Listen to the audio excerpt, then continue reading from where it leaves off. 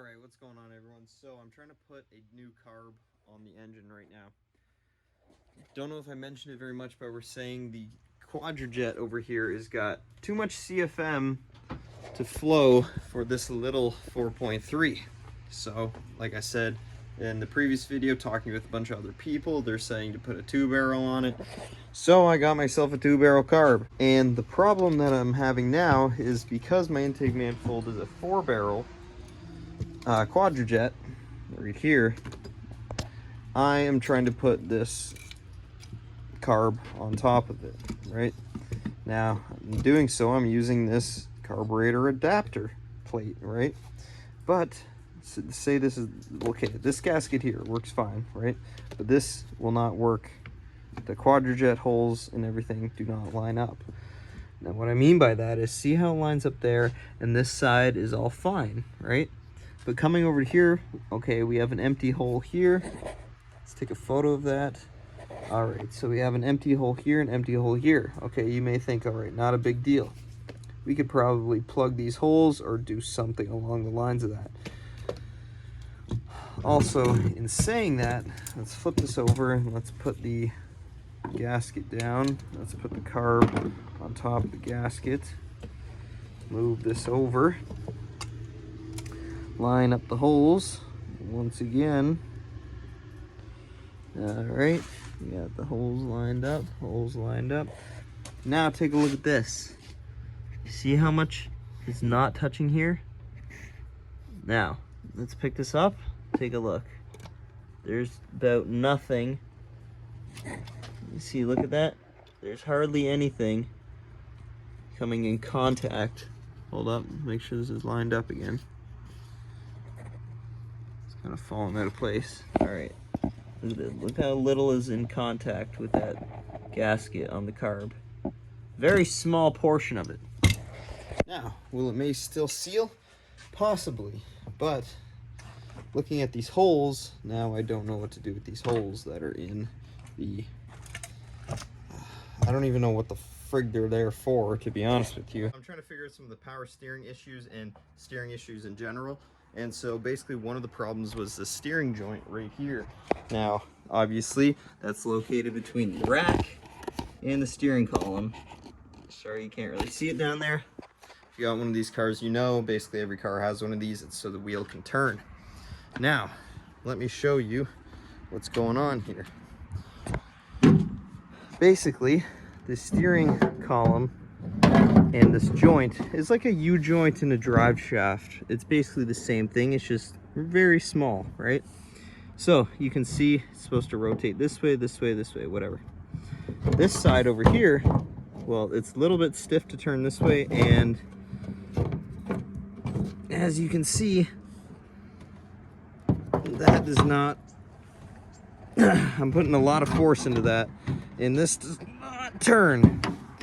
So you can imagine trying to turn it, even without power steering, having that issue, it makes it extremely difficult.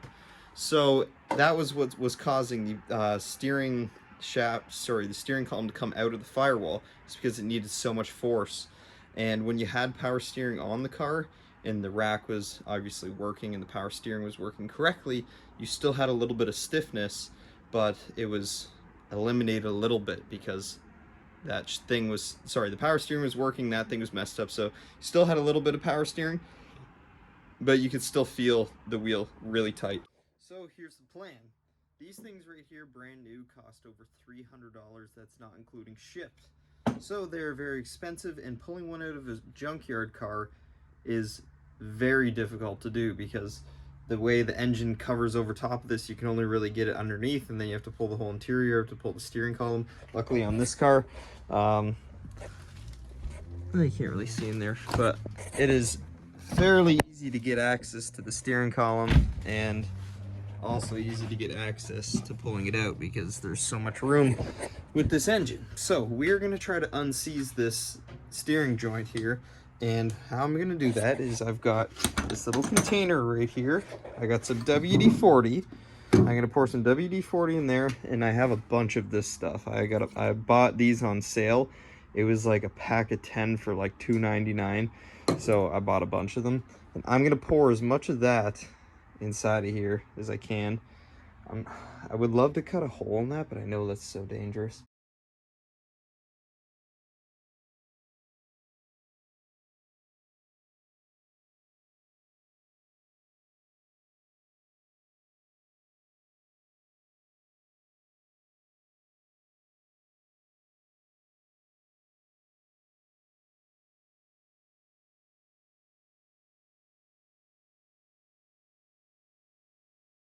All right, so I actually never even ended up using the WD-40.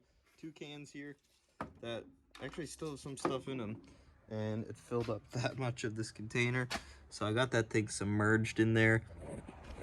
We're gonna leave that for a couple days, see if it frees up. So today was $60 all you can carry day at one of the scrap yards that I like to go to. So I decided to take full advantage of it. Haven't been there in a while, and it turns out they actually had some great stuff going on. I'm gonna take it all out of the truck. We got a lot in here, and show you everything we got. Boom, there it is. This is a full interior out of a Bug Eye. You can see they're blue door cards, blue seat. Didn't grab the driver's seat because mine, I obviously I don't have a stock driver's seat, so switched it out with this one. You can see the Bug Eye ones actually have so much more bolstering in the factory seat. It's way better. Stupid train. Bug Eye interior was the only 2 years they came with this interior, so that's why it's kind of hard to find these. And they're nice because they're blue and they're softer, way more comfortable. It looks way better personally. Grabbed a Blob Eye fender. There was one there, so grabbed it because mine's a little messed up. Grabbed the Bug Eye headlights because they're mint and you might as well grab them. Those things too, because people are always missing those. This thing here for mine, so I'll put that in my car. And a power steering line for the GM power steering pump because I needed this fitting right here. It's like a special fitting, so now you got to figure out how to make power steering. But overall, I carried all of this at one time, with all my tools and everything at the same time. It was a challenge, I tell you that, but well worth it for 60 bucks. Going in here is always difficult because the light always shines in this way, but this thing here goes right up in here somehow. It clips in. There we go. So now we completed the top of the dash. I need to put the A-pillars back in and make this thing more streetable, but good start. On, throttle linkage is on, fuel line is on. We got the new steering shaft in place, and now I'm gonna see if it'll fire up. I still don't know if we should. Probably just gonna open the choke fully, but yeah, we'll start it up soon. Well, I just started it. I know didn't show you guys because it's very quick and I'm just checking stuff. Anyways, this fitting here is leaking, so I'm gonna have to try to deal with that, but I'm kind of over it today. So also still got to make this power steering work, but yeah. I was able to make a power steering line.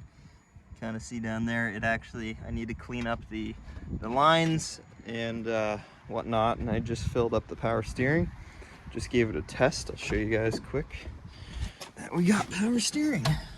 So I mean, it seems a little weird, but give it a try. Still got to tune that carb a little bit, but see, we got power steering.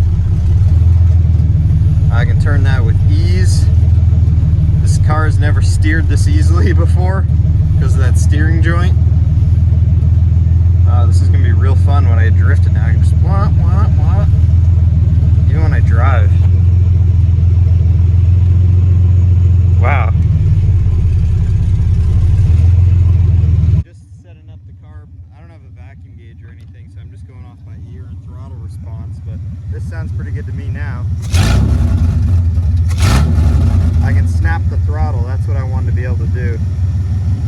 So hear it again.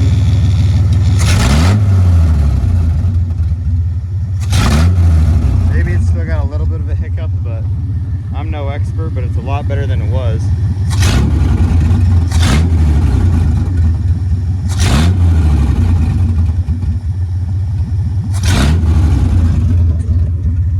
I'm actually going to turn the idle up a little bit. It's kind of low.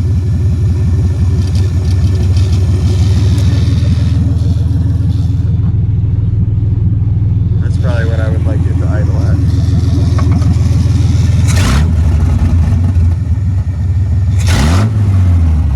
I don't know, I think that's pretty good.